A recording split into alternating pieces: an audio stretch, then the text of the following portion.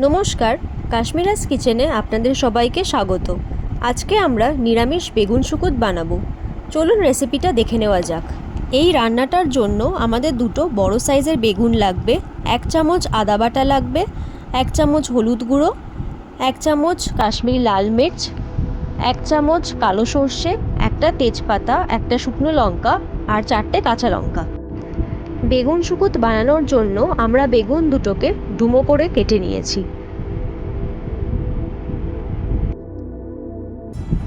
গ্যাসে আমরা কড়াইটা বসিয়ে দিলাম। ভালো করে কড়াইটা যেন গরম হয় সেটা আমাদের খেয়াল রাখতে হবে। তারপরে আমরা পরিমাণ মতন সর্ষের তেল দিয়ে দিলাম। তেল দিয়ে দেখুন ধোঁয়া বেরোচ্ছে, তার মানে আমাদের তেলটা খুব ভালো করে গরম হয়ে গেছে। এরপরে আমরা শুকনো লঙ্কা, তেজপাতা আর সর্ষেটা দিয়ে দেবো তেলের মধ্যে।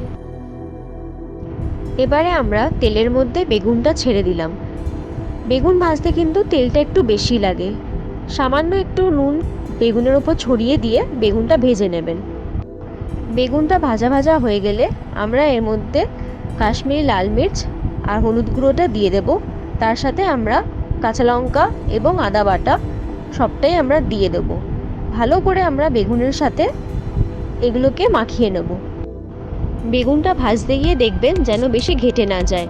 এরপরে আমরা পরিমাণ মতো নুন এবং অল্প একটুখানি চিনি দিয়ে দেবো।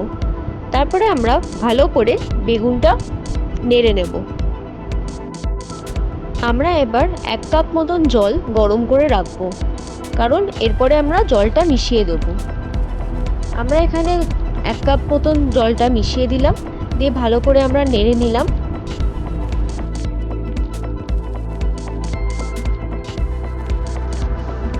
জলটা দেওয়ার পর কিছুক্ষণ আমরা মশলাটাকে কষিয়ে নেব। আস্তে আস্তে কষে গেলে পরে আমরা এরপরে ঢাকা দিয়ে দেবো। 1-1.5 মিনিট আমরা ঢাকা দিয়ে রাখার পরে ঢাকাটা খুলে নেব। এখন দেখুন জলের পরিমাণটা একটু কমে এসছে। আমরা আবার ঢাকা খুলে নিয়ে ভালো করে কিছুক্ষণ নেড়ে নিলাম। জলটা যখন অল্প একটু শুকিয়ে যাবে তখন আমাদের বেগুন শুকুত তৈরি হয়ে যাবে।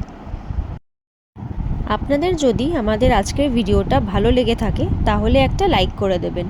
আজ তাহলে আসি, আবার দেখা হবে।